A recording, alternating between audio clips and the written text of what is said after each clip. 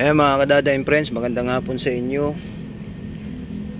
Yun nga, tapos na silang kumain ng hapunan. Sila Beauty, Puti, tsaka si Baby Beauty, si Forest Boy, tsaka si Mami Cutie. Yun nga po, itong cage ko na to nakaantabay lang lagi dito. So ngayon ang update ngayon guys, iuwi ko po si Orange Boy sa bahay para magapan natin yung yung sa bibig nga niya. Uwi ko muna si Orange Boy sa bahay tsaka itong pagkainan niya, kasi pumayat si Orange Boy. Bagal niyang kumain. Kumakain naman siya, kaya lang bagal. Mahina siyang kumain. Mami Cutie, Puti, halika kayo dito. Halika. Uwi ko muna si si Orange Boy sa bahay. Dito lang muna kayo. Saan si Puti? Puti. Shh. Uwi ko muna si Orange Boy. Puti. Shh. Halika dito. Psst, halika. Ayan po si Puti. Kita niyo po ang katawan ni Puti. Bundat-bundat. Busog-busog yan, bibi.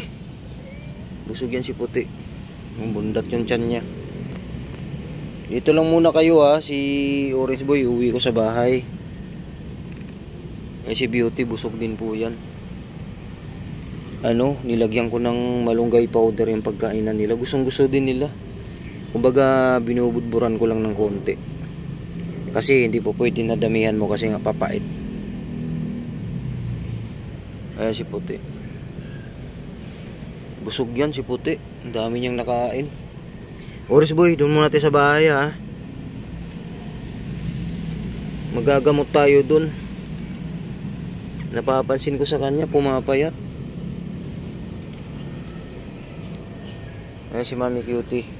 Nagpaalam na tayo Orange Boy, kay Puti, tsaka kay Mami Cutie, tsaka kay Beauty, kasi bukas day off ko. At yun nga po, may update din tayo kay Durayday. I-update ko kayo bukas kay Durayday, kasi nga plano ko nang dalhin siya sa vet clinic bukas para sa niya, sa kapon. Maybe Beauty, dito lang kayo dadalhin si Orange Boy dun sa bahay. Nga po, mga busog to. Kumain na sila. Si Puti tataka siya, ba't nakakulong si Orange Boy. Dito lang kayo. Hindi ko sure kung pupunta yung mga aso ngayon, pero tingin ko hindi siya pupunta ngayon, kasi birthday ng bossing, birthday ni ma'am. Tingin ko hindi gagala yung aso ngayon. Doon tayo sa bahay Orange Boy. Yung plato mo dyan natin lagay.